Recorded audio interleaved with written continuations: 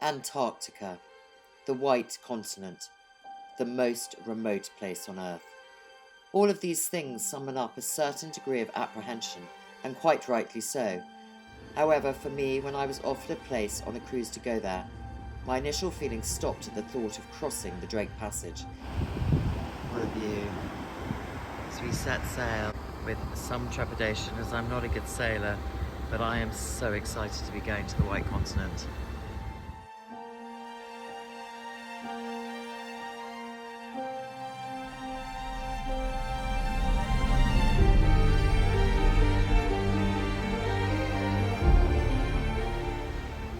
The Drake Passage crossing really was not a big deal.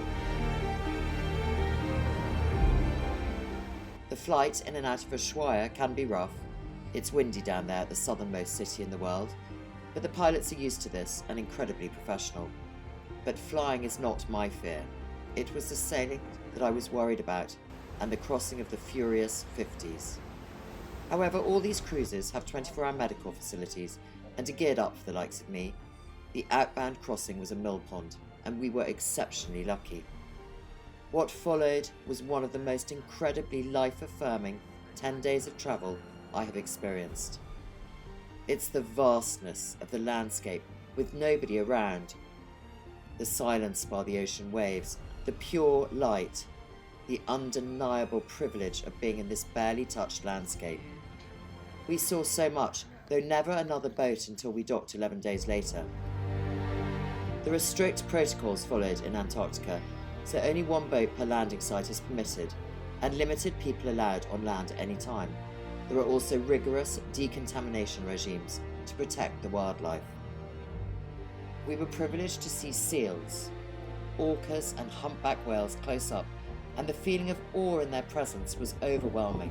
Oh my goodness me!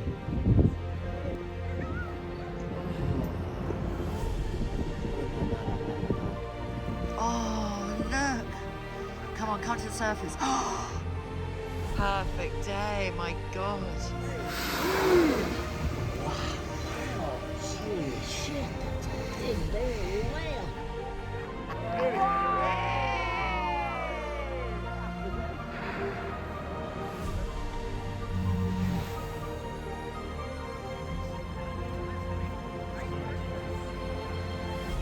Then there were the penguins, 3 varieties, although sadly not the emperor or king, which are very hard to see as they hatch inland in the winter. Here's the Penguin Highway. We've been incredibly lucky with the weather because the tour before us had snowstorms and rough seas, and we're just getting these glorious sunny days. I don't think I've ever seen scenery like this in my life. Look how fast they are.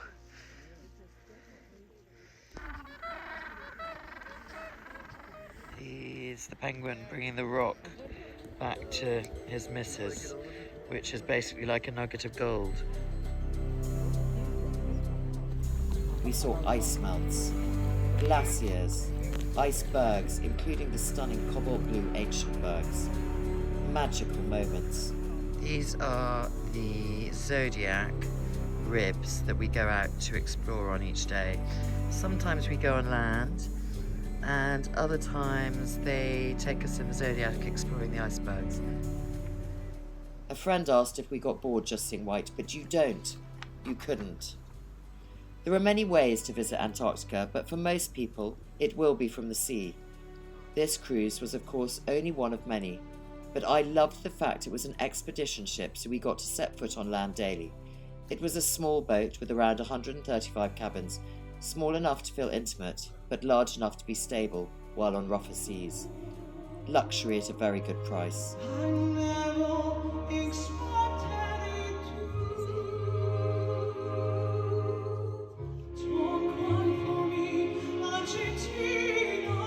Antarctica wasn't on my radar to visit as a must-see destination. I was interested, but it just wasn't top of my list. But now I've been there, I realise how totally wrong I was.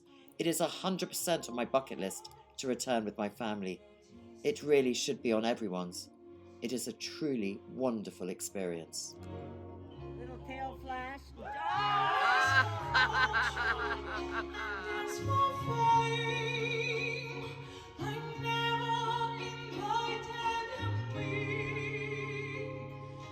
Sing to the